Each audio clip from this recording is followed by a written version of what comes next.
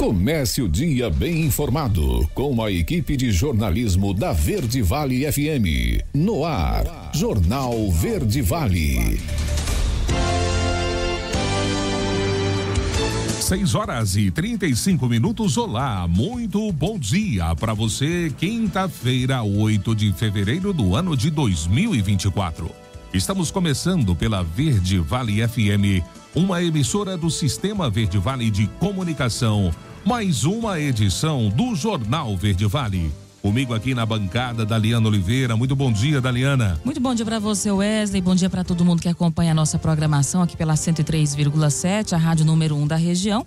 Agora você confere então os destaques das últimas 24 horas. Jornal Verde Vale.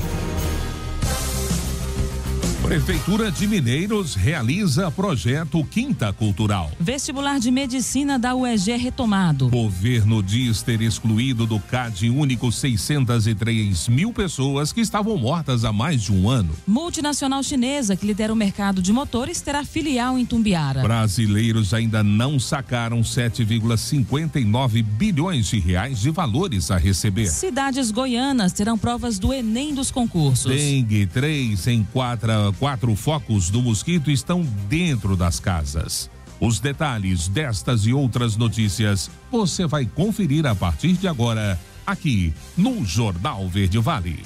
A notícia em primeira mão. Jornal Verde Vale.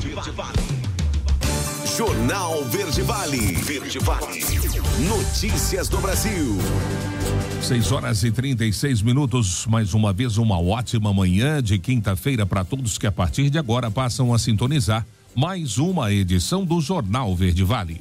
Olha, o Ministério do Desenvolvimento e Assistência Social informou ontem que excluiu do cadastro único do governo federal ao longo de 2023 603 mil pessoas que já haviam morrido há mais de um ano. Conhecido como CAD único, o cadastro é considerado a porta de entrada para diversos programas sociais do governo federal, entre os quais o Bolsa Família, principal ação do governo na área, o benefício de prestação continuada e a tarifa social de energia elétrica, por exemplo. Segundo o governo, desse total de 603 mil pessoas, 21 chegaram a receber pagamentos do Bolsa Família mesmo após terem morrido.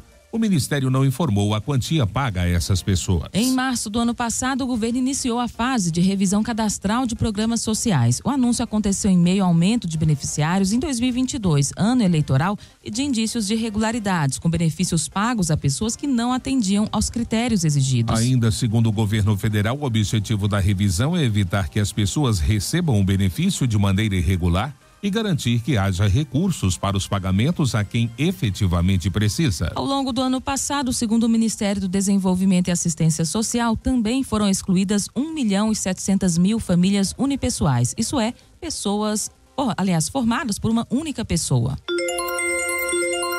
6h38. E a Agência Nacional de Vigilância Sanitária, Anvisa, anunciou que na última terça-feira que enviou ao Instituto Butantan um ofício onde informa que irá utilizar todas as estratégias possíveis para apoiar o acesso rápido a vacinas contra a dengue com qualidade, eficácia e segurança. O Butantan desenvolve há 10 anos uma vacina de dose única funcional contra todos os sorotipos da dengue com eficiência semelhante ao Qdenga, imunizante japonês que será distribuído pelo Sistema Único de Saúde. Para a vacina do Butantan DV, composta pelos 4 sorotipos do vírus da dengue atenuados, a Anvisa explica que será adotado o procedimento de submissão contínua para avaliar o dossiê técnico com dados e demais requisitos necessários para o registro. Esse modelo foi criado pela Anvisa durante a pandemia de Covid-19 e permite que o laboratório fabricante do imunizante apresente dados e documentos em etapas, à medida que o trabalho de pesquisa e desenvolvimento é realizado. Ou seja, quando do momento do registro, as etapas necessárias para o seu deferimento já terão sido cumpridas. 6h39. O governo é pressionado e deve substituir a MP da reoneração por PL. A matéria quem traz é Yuri Hudson. O governo federal deve ceder aos apelos do Congresso Nacional e enviar um projeto de lei que trata sobre a reoneração da folha de pagamento. Ao apagar das luzes de 2023, o ministro da Fazenda, Fernando Haddad, conseguiu, junto ao presidente da República, a edição de uma medida provisória na qual trata sobre o fim da desoneração da folha de pagamento. A medida havia sido aprovada pelo Congresso Nacional com ampla maioria. Para evitar uma derrota já no início do ano, os governistas estão articulando enviar um projeto de lei no lugar da medida provisória. Nesta semana, líderes se reuniram com o ministro Fernando Haddad. Randolfo Rodrigues, líder do governo, levou ao ministro da Fazenda a ponderação de que há um descontentamento junto aos parlamentares com a edição da medida provisória. A outra possibilidade é encaminhamento do projeto de lei, só com o tema desoneração, reoneração, e o restante dos temas continuar no âmbito da medida provisória e nós instalarmos o quanto antes a comissão mista da medida provisória e o relator na comissão mista separar o tema da desoneração. Para a oposição, a melhor saída seria analisar a medida provisória já no início deste ano, derrubando ela no plenário da Câmara e do Senado. Alguns líderes governistas endossam as críticas feitas pela oposição.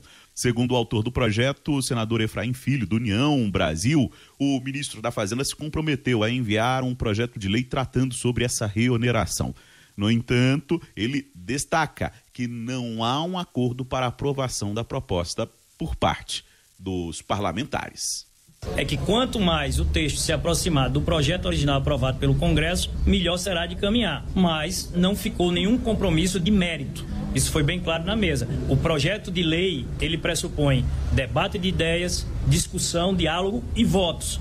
A desoneração da folha de pagamento para 17 setores da economia representaria uma renúncia de arrecadação na ordem de 9,4 bilhões de reais.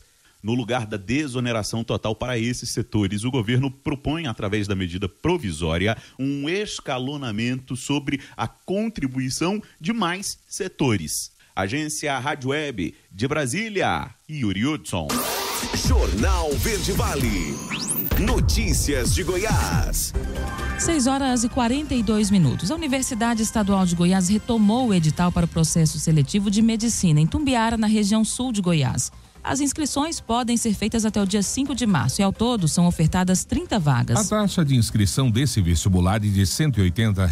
Podem pedir isenção até 14 de fevereiro titulares ou dependentes no cadastro único para os programas sociais do governo federal, o CAD único, e doadores de sangue, medula óssea e leite materno. O vestibular estava suspenso desde 2021, após recomendação do Conselho Regional de Medicina do Estado de Goiás, que também solicitou a imediata interrupção de atividades do curso no campus de Tumbiara, a região sul de Goiás, por falta de condições de funcionamento. As provas serão aplicadas no dia 28 de abril em Goiânia e lá em Tumbiara também. O resultado do processo seletivo será divulgado no dia 21 de junho e o início das aulas ocorrerá no mês de agosto, conforme o edital do processo seletivo. Há vagas reservadas ao sistema de cotas, voltadas a candidatos que comprovadamente sejam oriundos da rede pública de educação básica, negros, indígenas ou pessoas com deficiência. São oferecidas ainda 2 vagas suplementares aos quilombolas. 6h43. E a Polícia Civil, por meio do Grupo Especial de Repressão a Crimes Patrimoniais de Rio Verde, realizou a Operação Vespertilho nesta última terça-feira, desmantelando uma associação criminosa que evoluiu de furtos para tentativas de latrocínio. De acordo com a Polícia Civil, os criminosos agiam no período noturno, visando a subtração de módulos de caminhões avaliados em R$20 mil cada. Em um dos incidentes, disparos foram efetuados contra um segurança, o deixando ferido. Após investigações, foi constatado que a associação criminosa tinha base no estado do Mato Grosso e se deslocava para Rio Verde para cometer os delitos. A operação resultou no cumprimento de 20 mandados de busca e apreensão, além de 8 mandados de prisão preventiva, contando com o apoio de 80 policiais civis, a colaboração da Polícia Civil do Estado de Mato Grosso do Sul, Mato Grosso, Rondônia e também São Paulo. Os envolvidos serão responsabilizados agora pelos crimes de furto qualificado durante repouso noturno, tentativa de latrocínio e associação criminosa. o Detran lança a Operação Carnaval. Vamos saber como funciona essa ação com Leandra Matos. O Detran Goiás, em parceria com o Batalhão de Trânsito da Polícia Militar, Guarda Civil Metropolitana e Polícia Rodoviária Federal, deflagrou a Operação Carnaval 2024 Virou. Não deixe o carnaval virar tragédia. Durante todo o feriado, serão desenvolvidas ações de educação de trânsito, intensificadas as blitz da balada responsável, com o intuito de combater a combinação de álcool e direção e prevenir acidentes. As ações de conscientização tiveram início com a campanha publicitária nos veículos de comunicação, alertando para os perigos da mistura de bebida e volante. Numa ação de marketing, veículos capotados foram expostos em pontos estratégicos de Goiânia, lembrando a população que o excesso de velocidade e o desrespeito às leis de trânsito podem ter desfechos catastróficos. Já as abordagens têm início nesta quarta-feira, dia 7, quando educadores de trânsito do Detran e agentes da Guarda Civil Metropolitana promovem blitz educativa em Goiânia.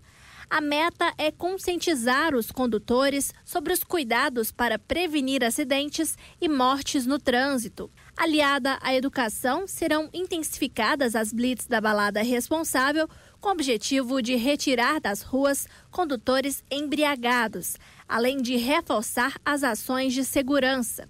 O Detran participará ainda do lançamento do programa Rodovida em Goiás. As ações terão como foco o combate à ultrapassagem indevida, à embriaguez ao volante, a não utilização do cinto de segurança, ao excesso de velocidade, entre outras coisas.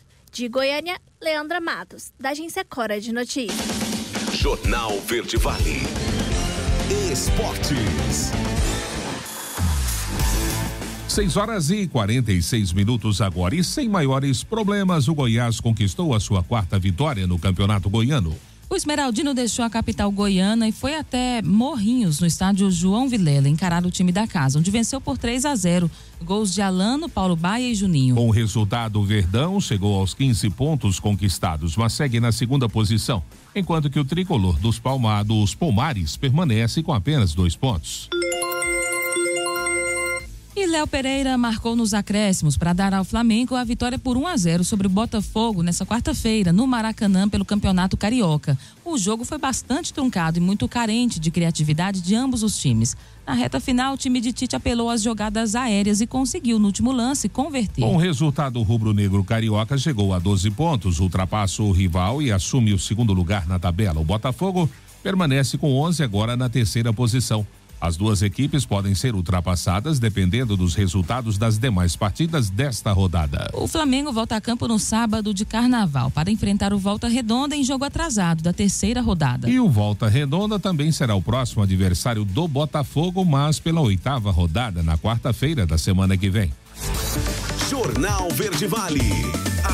Agronegócios. 6h47. Em coletiva de imprensa no show rural Culpavel em Cascavel, o ministro da Agricultura e Pecuária, Carlos Fávaro, prometeu que o Brasil vai habilitar um número recorde de plantas de bovinos, suínos e aves para exportar à China em 2024. Fávaro afirmou que desde 2019 o Brasil não conseguiu abrir novos mercados para o país asiático, mas que foi possível desembargar no último ano 10 das 11 plantas embargadas por este mercado. Fávaro sinalizou que o Brasil pretende abrir o mercado da Coreia do Sul para bovinos e suínos ao longo do ano, assim como o mercado do Japão. Também conseguimos abrir 9 mercados para o setor do agronegócio em janeiro último, um recorde histórico, pontuou o ministro. O ministro ainda ressaltou os esforços feitos pelo governo federal para a abertura de novos mercados ao agronegócio brasileiro ao longo do ano passado. Fávaro disse que o governo federal está atento às demandas e às expectativas do agronegócio brasileiro. Nesse sentido, o ministro informou que o governo já iniciou as operações de pré-custeio para a nova safra, o fator que garante mais tranquilidade ao campo. A notícia em primeira mão. Jornal Verde Vale. Jornal Verde Vale. Verde Vale. Notícias do Brasil. 7h03 agora, já de volta com o segundo bloco do Jornal Verde Vale dessa quinta-feira. E os brasileiros ainda não sacaram, até o fim de dezembro, 7,59 bilhões de reais em recursos esquecidos no sistema financeiro, é o que divulgou ontem o Banco Central. Até agora, o sistema de valores a receber devolveu 5,74 bilhões de reais de um total de 13,33 bilhões postos à disposição pelas instituições financeiras. As estatísticas do SVR são divulgadas a cada 2 meses de defasagem. Em relação ao número de beneficiários, até o fim de dezembro, 17.928.779 correntistas haviam resgatado valores, o que representa apenas 29,4% do total de 60.984.441 incluídos na lista desde o início do programa em fevereiro de 2022. Entre os que já retiraram os valores, 17.016.755 são pessoas físicas e 912.024 são pessoas jurídicas. Entre os que ainda não fizeram resgate, 39.952.928 pessoas físicas e 3.102.734 são pessoas jurídicas. A maior parte das pessoas e empresas que ainda não fizeram o saque tem direito a pequenas quantias. Os valores a receber de até R$10 concentram 63,49% dos beneficiários. Os valores entre R$10,01 e R$100 correspondem a 25,11% dos correntistas. As quantias entre R$100 e R$1 e R$1.000 representam 9,68% dos clientes. Só 1,73% tem direito a receber acima de R$1.000. Está previsto para essa sexta-feira o pagamento do primeiro decêndio de fevereiro do Fundo de Participação dos Municípios. Nesse repasse serão distribuídos entre as cidades brasileiras R$12.527.644.908. O valor é quase 128% maior que o último pagamento e tem acréscimo de 116% em relação ao mesmo decêndio de janeiro, quando foram pagos 5,8 bilhões de reais. Na comparação com o mesmo período do ano passado, quando o montante partilhado foi de 11,9 bilhões, o valor será cerca de 5,3% maior. O consultor de orçamento César Lima acredita que o aumento representa um cenário positivo para repasses futuros. No total de 10,8 bilhões vão para cidades do interior e 1,2 bilhões para capitais do país, já descontada a retenção do Fundo de Manutenção e Desenvolvimento da Educação Básica e de Valorização dos Profissionais da Educação, Fundeb. Até a última atualização, na segunda-feira, 13 municípios na Bahia, Goiás, Mato Grosso, Rio de Janeiro, Sergipe e Tocantins estavam bloqueados e correm o risco de não receber o repasse do FPM nessa semana. Câmara aprova a criminalização da linha chilena ou cerol em pipas. Alain Barbosa é quem traz os detalhes. 13 anos após começar a ser discutido no Congresso Nacional, deputados aprovaram nesta terça-feira um projeto de lei que criminaliza o uso e o comércio de linhas chilenas ou com cerol. No último domingo, Thaís Nunes de Oliveira, profissional de saúde de 30 anos, foi atingida por uma linha cortante após sair da UBS em que trabalha na região administrativa de Ceilândia, no Distrito Federal. Ela conduzia uma motocicleta e está internada na UTI do hospital local em estado grave. O caso aconteceu mesmo havendo lei do DF que prevê multa ao comércio de cerol ou linha chilena. O que a Câmara dos Deputados aprovou foi uma alteração no Código Penal com previsão de detenção de 1 a 3 anos e multa para quem cometer o crime. Estão incluídos na tipificação penal os que utilizam, fabricam ou comercializam os objetos cortantes, como detalhou o deputado relator Coronel Telhada, do PP de São Paulo. Quero dizer a todos que, inclusive, é uma preocupação que foi dita aqui por um deputado quanto aos pipódromos. Existe aqui, inclusive, no nosso projeto, a descrição do que é o pipódromo. Ele deve estar localizado a uma distância mínima de 1.000 metros de rodovia pública e de rede elétrica.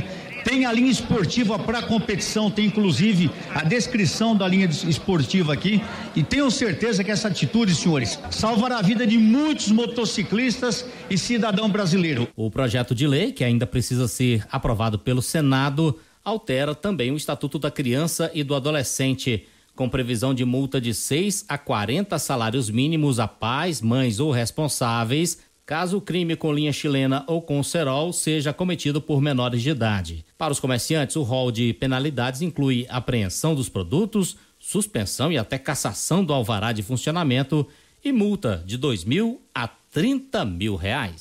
Agência Rádio Web, produção e reportagem, Alain Barbosa. Jornal Verde Vale. Notícias de Goiás. 7h08. E o resultado final do Programa Universitário do Bem foi divulgado na terça-feira, beneficiando 4.000 novos estudantes. O total de bolsas concedidas são 1.000 integrais e outras 3.000 parciais, destinadas a alunos em vulnerabilidade social e cadastrados no CadÚnico. A Organização das Voluntárias de Goiás, a OVG, é responsável por organizar o programa. Os beneficiados devem confirmar as matrículas nas instituições de ensino superior até o próximo dia 29, sujeito a perder o benefício caso não cumpra o período estipulado. Os novos contemplados devem receber a bolsa ainda nesse semestre, incluindo o valor da matrícula. Os selecionados devem realizar cursos, capacitações e ações sociais até contemplar a pontuação exigida, além de aproveitamento acadêmico de no mínimo 75% no curso matriculado. O ProBem deve beneficiar com 50% de bolsas para os estudantes com mensalidade até R$650 ou 100% do valor para mensalidade até R$1.500. Os estudantes matriculados nos cursos de medicina e odontologia recebem limites maiores, de 2.900 para bolsas parciais e 5.800 para bolsas integrais. A disputa eleitoral pela Prefeitura de Goiânia está nesse momento embolada entre 3 pré-candidatos. A deputada federal Adriana Corsi, do PT, o senador Vanderlan Cardoso, do PSD, e o deputado federal Gustavo Gayer, do PL. É o que constatou pesquisa divulgada nesta última terça-feira pelo Instituto Paraná Pesquisas. Na pesquisa estimulada, Adriana Corsi lidera com 22,1% das intenções de voto, mas está tecnicamente empatada com Vanderlan Cardoso com 20,6% e Gustavo Gayer com 19,7%. Em seguida aparecem o deputado estadual Bruno Peixoto com 10,7%, o prefeito Rogério Cruz com 7,4%, empresário Jânio Darro com 2,9% e o empresário Leonardo Riso com 2,1%. A pesquisa foi encomendada pelo PL de Goiânia e entrevistou 680 pessoas entre 31 de janeiro e 5 de fevereiro na capital. A margem de erro é de 3,8%. STF suspende a ação contra a lei que prevê que o TCE preste contas à Assembleia de Goiás. Aldeni Lopes é quem traz um balanço dessa ação. O Supremo Tribunal Federal suspendeu por 30 dias a ação direta de inconstitucionalidade movida pela Atricom, a Associação de Membros dos Tribunais de Contas do Brasil, contra a lei aprovada pelos deputados estaduais e sancionada pelo governador Ronaldo Caiado para que o TCE, Tribunal de Contas do Estado, prestasse contas à Assembleia Legislativa de Goiás. Houve acordo entre o governo estadual, o Legislativo goiano e TCE na audiência de conciliação, mediada pelo ministro André Mendonça nesta terça-feira. Dentro deste mês será construído um novo texto para a lei em consenso entre os envolvidos. O governador Ronaldo Caiado participou do encontro e disse que respeita todos os órgãos independentes, mas que é preciso prestar contas. Isso não é a posição do governador Ronaldo Caiado, isso é uma norma constitucional em que todo e qualquer órgão, tá certo? Até mesmo citado pelo senhor ministro, agora na reunião, até mesmo o Supremo Tribunal Federal tem que prestar contas ao TCU. Então, nenhum órgão está imune, tá certo, de ter que prestar contas. O Tribunal de Contas do Estado de Goiás, ele tem um repasse de mais de R$1 bilhão por ano. E tudo isso, ninguém coloca aí em dúvida a aplicação do dinheiro.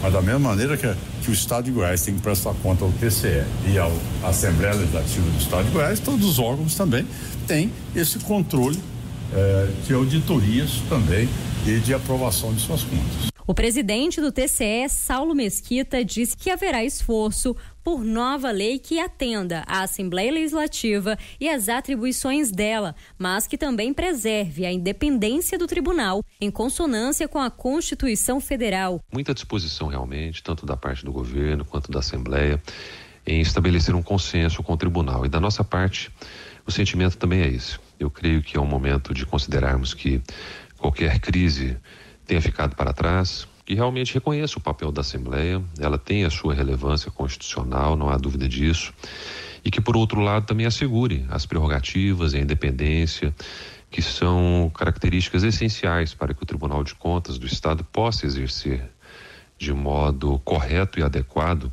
as suas competências constitucionais. O órgão vai trabalhar para excluir a previsão de julgamento das contas e manter o que já existe, que é o envio dos relatórios das contas para a Assembleia. O presidente da Alego, Bruno Peixoto, diz que no início do ano passado viu a necessidade de um projeto de lei para regulamentar a prestação de contas do TCE e que há disposição de todas as partes para a pacificação. Nada mais, nada menos que aplicar o que já foi pacificado no Supremo Tribunal Federal e que é há mais de 10 anos presente na Constituição do Estado. Nada mais do que isso.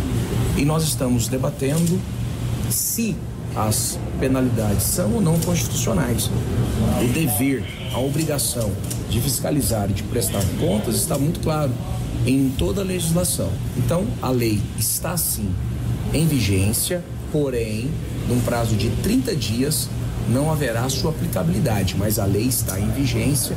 Se não houver consenso em 30 dias, o ministro relator André Mendonça vai julgar o mérito da ação direta de inconstitucionalidade.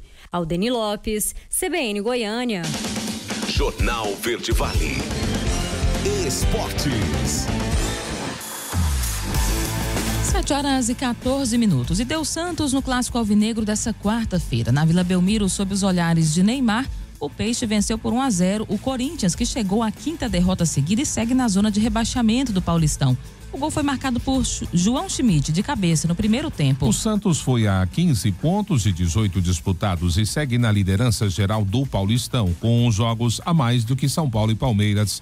O Peixe é o primeiro colocado do Grupo A com 11 pontos a mais que o Ituano. E já o Corinthians tem apenas 3 pontos e ocupa a penúltima posição do campeonato. O Timão é o lanterna do Grupo C, atrás de Bragantino, Mirassol e Inter de Limeira. Os dois rivais voltam a campo no domingo de carnaval. O Corinthians recebe a Portuguesa às 16 horas na Neoquímica Arena. Já o Santos visita o Mirassol às 18 horas. Invicto na temporada, o São Paulo fez mais uma vítima em 2024. Na noite de ontem, no Morumbi, os reservas do São Paulo venceram o Água Santa por 3-0 e mantiveram o embalo do ano, que já teve o título da Supercopa Rei e parece ter cada vez mais classificação encaminhada para o mata-mata do Paulistão. Bobadilha, novidade da equipe, marcou um golaço e abriu o caminho para a vitória tricolor, que teve gols ainda de Juan e Alan Franco na segunda etapa. Bruno Mezenga desperdiçou cobrança de pênalti para os visitantes. Com um jogo a menos, o São Paulo lidera o grupo D do Paulistão, com 13 pontos em 5 partidas. O Água Santa está na 3ª posição do grupo B, com 7 pontos em 6 jogos. No sábado, o São Paulo volta a campo em Campinas, quando enfrenta a Ponte Preta às 18 horas. Já no domingo, o Água Santa enfrenta o Ituano em casa às 18 horas. Jornal Verde Vale. Agronegócios. 7h16. Itumbiara, a cerca de 208 quilômetros de Goiânia, vai receber a instalação multinacional chinesa Weichai. O governador Ronaldo Caiado vai fazer o anúncio nessa quinta-feira, logo mais às 10 horas da manhã, na sede fabril da Istemac, localizada na BR-153 daquele município. A instalação ocorre à missão do governador à China em novembro do ano passado. Sobre a Weichai, a companhia é conhecida internacionalmente como o principal grupo multinacional de equipamentos industriais da China. Além disso, é líder no mercado global de indústria de motores e faz parte do grupo Shandong Heavy Industry, que é detentor de marcas como Baldwin Motors, Sinotruk, entre outras. A unidade será a primeira na América Latina. De acordo ainda com o governo estadual, o início das operações será em parceria com a Estemetac e grupos geradores. A primeira fase, o foco será de importação, comercialização e assistência técnica de motores a diesel e gás natural. Depois deve ocorrer a produção local de caminhões, ônibus, máquinas de construção e agrícolas, bem como novas tecnologias de propulsão e mobilidade. As notícias locais são destaque no Jornal Verde Vale. 7h17. E a partir de hoje, a Prefeitura de Mineiros, por meio da Secretaria de Cultura e Turismo, realiza o projeto Quinta Cultural, com exposição de artesanatos, praça de alimentação e apresentações musicais. O local do evento será o Centro Cultural Santo Agostinho. Quem explica como vai funcionar o projeto é a secretária Marta Brandão.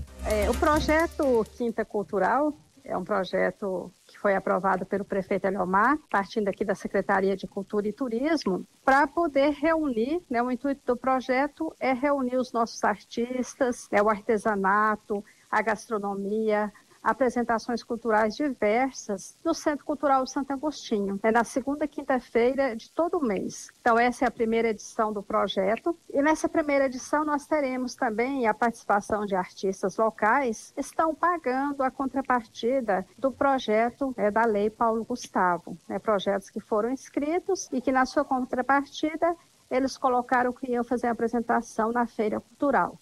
Então, nós estaremos recebendo aí artistas, né, da nossa cidade para apresentar, né, para alegrar o nosso ambiente. Então, será recheado de muitas coisas boas, né, do artesanato, comida típica, as apresentações culturais, que começa a partir das 16 horas, né, e nós vamos até as 23, com toda essa alegria. Esperamos todas as pessoas da nossa cidade, convidamos a cidade, região, então quem estiver por aqui, venha nos visitar, venha conhecer o Centro Cultural e participar do nosso projeto Quinta Cultural em sua primeira edição. Então vocês podem vir, né, toda a família, convida a sua família, os seus vizinhos, os seus amigos, todas as idades, para estarmos aqui, né, nessa Quinta Cultural, apreciando, divertindo e conversando, participando desse momento tão agradável, temos certeza que será.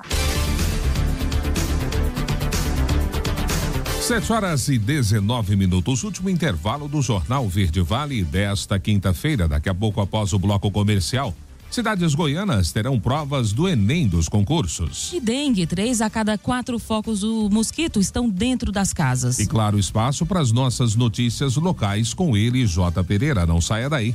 Voltamos já trazendo tudo em detalhes para você. Jornal Verde Vale. Jornal Verde Vale. Verde Vale. Notícias do Brasil. 7h28, já de volta com o último bloco do Jornal Verde Vale desta quinta-feira aqui pela Verde Vale FM, uma emissora do Sistema Verde Vale de Comunicação.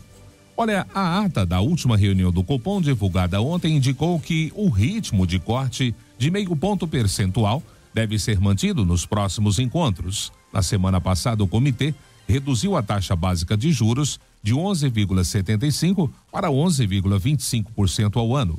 O texto afirma que a redução de mesma magnitude ainda é apropriada para manter a política monetária contracionista necessária para o processo desinflacionário. Segundo a análise, há elementos que indicam uma desaceleração menor na atividade econômica brasileira. Para o Banco Central, os reajustes salariais acima da meta da inflação e o mercado de trabalho resiliente podem retardar a convergência do índice de preços para os alvos estabelecidos, impactando serviços e setores mais intensivos de mão de obra.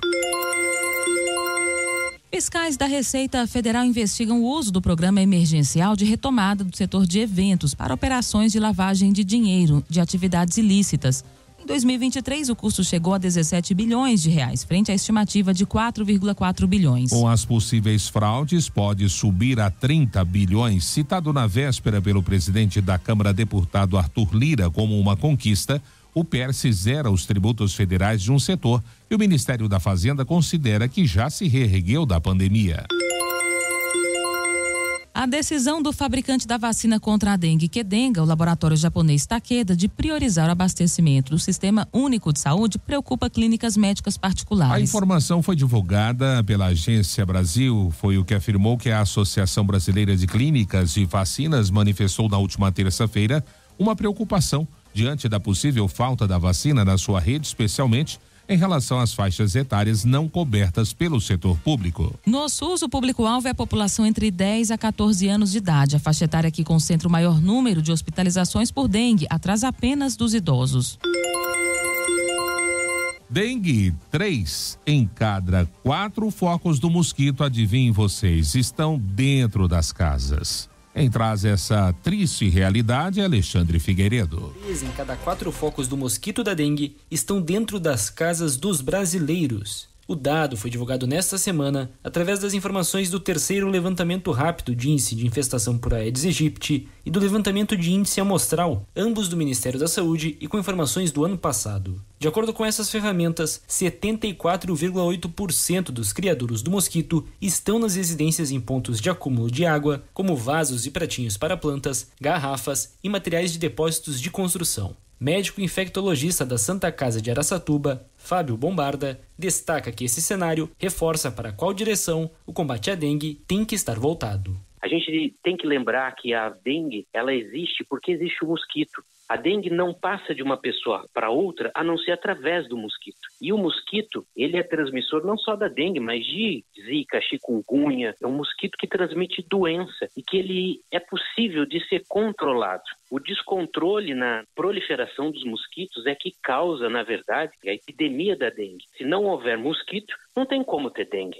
Os levantamentos também mostram que, completando o ranking de maiores criadouros do mosquito, estão, em segundo lugar, caixas e depósitos de armazenamento de água e, na sequência, completando o pódio, pneus e lixos. Para a Bombarda, é preciso que o cidadão tome consciência da gravidade que a situação pode chegar. Se a gente tem um problema que é vetorial, se a gente tem um problema que é o mosquito que está presente e que depende de ambientes sujos, com água parada para se desenvolver, e a gente está mantendo em ambiente urbano, ele em proliferação contínua, então o problema aqui realmente é o descaso das pessoas, porque quando a gente fala de controle vetorial, existe o controle mecânico, o controle biológico e o controle químico. Então, enquanto as pessoas não se conscientizarem, não houver a eliminação dos criadouros, a gente vai passar por grandes problemas com relação à dengue.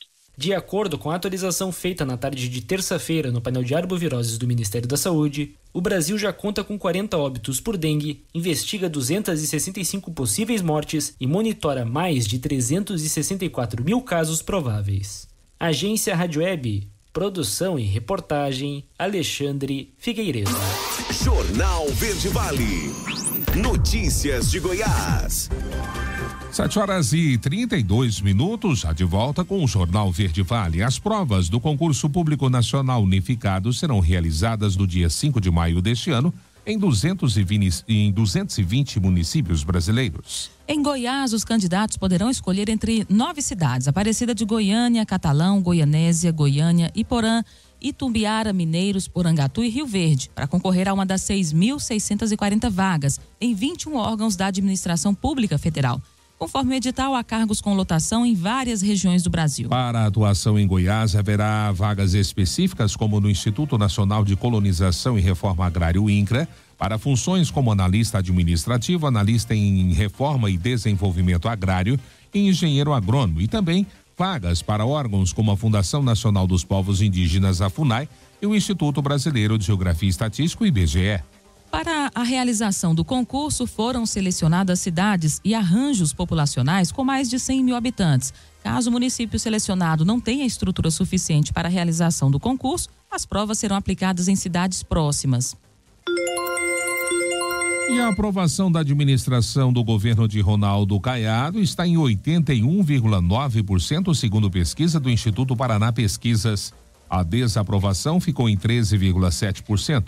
Enquanto que 4,4% dos entrevistados não souberam ou não opinaram. Questionado sobre a administração de Caiado, 32,8% das pessoas consideraram ótimo, 39,4% responderam boa, 18,1% avaliaram como regular, enquanto 4,3% julgaram ruim e 4,1% péssima. O Paraná Pesquisas também avaliou entre os eleitores a satisfação com a gestão de Rogério Cruz à frente da Prefeitura de Goiânia. Dos 680 entrevistados, 63,2% rejeitam a gestão de Rogério. O trabalho é aprovado por 32,2% do eleitorado e outros 4,6% não souberam ou não opinaram. 7h35, suspeitos de furtarem peças de caminhões são presos em Goiás e em mais 2 estados. Quem traz os detalhes é Laila Lopes. 4 pessoas suspeitas de furtar peças de caminhões em diversas cidades do sudoeste de Goiás foram presas em Aparecida de Goiânia, na região metropolitana da capital, Rondonópolis, no Mato Grosso, e em Guapiaçu, em São Paulo. 20 mandados de busca e apreensão também foram cumpridos. De acordo com o delegado Carlos Roberto Batista, os investigados furtavam as peças dos veículos que estavam nas ruas, estacionados em postos de combustíveis, oficinas mecânicas e até mesmo de concessionárias que vendiam caminhões novos. Todos os crimes eram cometidos durante a noite. Além dos furtos, os suspeitos também são investigados por um roubo e por uma tentativa de latrocínio, como explica o delegado Carlos Roberto Batista. No início do ano passado, 2023, houve um roubo. Os criminosos chegaram para fazer o furto, que é uma subtração sem violência ou grave ameaça. Entretanto, havia um caminhoneiro que estava na oficina mecânica e aí ele estava dentro do caminhão dele e ele viu os assaltantes também o viram, né? E foi quando eles utilizaram de ameaça e de violência para efetuar a subtração. E aí já foi caracterizado um roubo. Já no final do ano passado houve também, né? Os criminosos estavam armados e aí durante a subtração em uma empresa aqui de Rio Verde, ela tinha um segurança, os criminosos atiraram no segurança, e aí tivemos então uma tentativa de latrocínio. Outros 4 suspeitos continuam foragidos. A Polícia Civil divulgou as fotos e os nomes deles para que a população ajude nas prisões. Os investigados responderão por roubo, furto qualificado, tentativa de latrocínio e associação criminosa. Laila Alves, CBN Goiânia. Jornal Verde Vale. Esportes.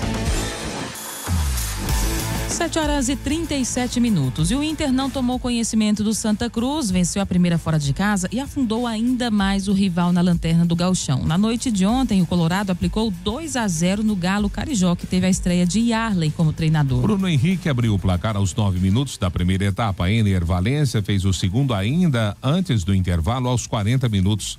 Na etapa final, os donos da casa até deram um susto, mas depois o controle voltou aos colorados e tiveram chance para um placar mais dilatado, mas Valência e Alário erraram as finalizações. Com o resultado, Santa Cruz soma 2 pontos, está na lanterna do Gauchão. O Inter tem 13 e ocupa o segundo lugar. As duas equipes voltam a campo no domingo. O Inter entra em campo às 19 horas, quando encara o São José no Francisco Noveleto. O Santa Cruz pega o Caxias às 20 horas no Centenário. E nesta quarta-feira, o Campeonato Goiano chegou à sua 7ª rodada e alguns jogos agitaram a noite no estado. Além das vitórias de Vila Nova e Goiás, a competição ainda teve o triunfo do Anápolis sobre o Goiânia. Já no duelo entre Aparecidense e Goianésia, as equipes não passaram de um empate. No estádio Jonas Duarte, o Anápolis recebeu o Goiânia em um jogo equilibrado. O time anapolino venceu o duelo pelo placar de 1-0 com o gol do centroavante Marcão. A vitória colocou o time do interior na 6ª colocação com 10 pontos. Já o Galo permanece em terceiro lugar com 11 tentos somados. No duelo entre equipes do interior, a Aparecidense recebeu Goianésia no estádio Aníbal Batista de Toledo, em Aparecida de Goiânia. Porém, a partida terminou empatada em 1-1. Alain marcou para os donos da casa e Iago fez o gol do Azulão do Vale. Com o resultado, o Goianésia está em 8º lugar com 9 pontos e o Camaleão aparece em 9º com 7 pontos. A 7ª rodada do Goianão ainda terá mais 2 jogos, porém nesta quinta-feira. No estádio Ferreirão, o Iporá duela contra o Goiatuba às 15h30. Já às 19h30, o Atlético Goianiense duela contra o Craque, no estádio Antônio Ascioli. Jornal Verde Vale. Agronegócios. 7h39. A pecuária de Goiás, seja de corte ou de leite, deve sofrer prejuízos em 2024. A projeção é da FAEG, que se baseia na previsão de estiagem para este ano e nas ondas de calor que afetaram o estado no ano passado, impulsionados pelo fenômeno El Niño. O alerta para produtores foi emitido ontem em Goiânia. Parte dos dados que apoiam o discurso de prejuízo relacionado à pecuária de Goiás são extraídos da Expedição Safra, realizada pela entidade em janeiro. O trabalho, que envolveu visitas a lavouras e grãos em todo o estado, apontou queda de 23% na produção de soja na safra 23-24. E a quarta-feira chegou ao fim com preços futuros do milho contabilizando movimentações negativas na Bolsa Brasileira. As principais cotações flutuaram na faixa entre R$ 64,23 e R$ 64,77. O vencimento março 24 foi cotado a R$ 64,54, desvalorização de 1,24%. Já o maio 24 valeu R$ 64,77 a saca, uma perda de 0,74%. O julho 24 foi negociado por R$ 64,47, uma baixa de 0,80%. E o setembro 24 teve valor de R$ 64,23, com uma queda de 0,50%. O analista de mercado da Brandalize Consult, Vlamir Brandalize, destaca que esse momento é de pressão e nas cotações do milho mediante a colheita da primeira safra brasileira e também da diminuição no ritmo de exportações.